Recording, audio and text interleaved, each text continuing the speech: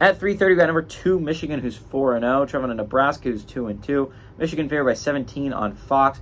17 points isn't a lot, but I think I'll explain to you why I think that's the case.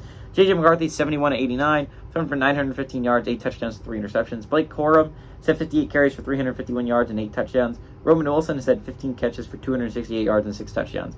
Heinrich Haarberg, and yes, that is the new quarterback for Nebraska after they benched Jeff Sims after 2 games, has gone 24-47, thrown for 278 yards, 4 touchdowns, 0 interceptions. Also led his team on the ground, 42 carries for 272 yards and 2 touchdowns. And Billy Kemp IV is their leading receiver with 13 catches for 132 yards and a touchdown. Michigan leads the series all time, 7-4. Last 3 games have gone to Michigan, ranging from 2018 to 2022. There's been 4 one-possession games. As you can imagine, those were split pretty evenly, 2-2 in one-possession games.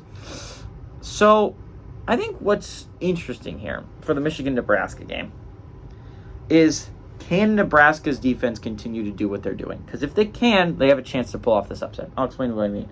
The only thing Michigan has been able to do consistently really well this year is run the football. Blake Corum is their star, right? He's their stud. He's the man for this Michigan Wolverines team. And you look at the numbers and you think they're putting up a whole bunch of points.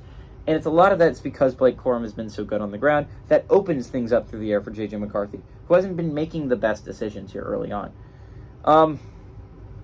Also, an interesting thing is here, can Nebraska's offense do anything against this Michigan defense? Again, the most amount of points they've allowed in a game so far this year is 7. It has been a crazy good defensive effort for them. But again, the best offense they've arguably faced was Rutgers last week.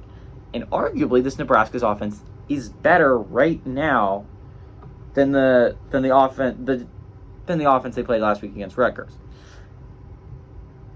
I think Nebraska has a couple things.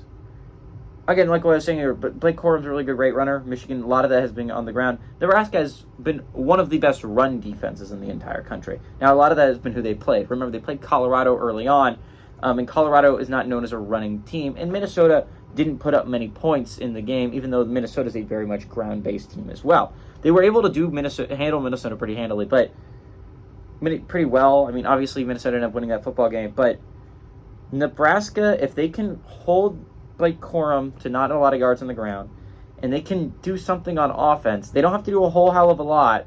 They can make this pretty close. I think they make this a closer game. I think Michigan wins this, but give me Nebraska to cover the 17-point spread.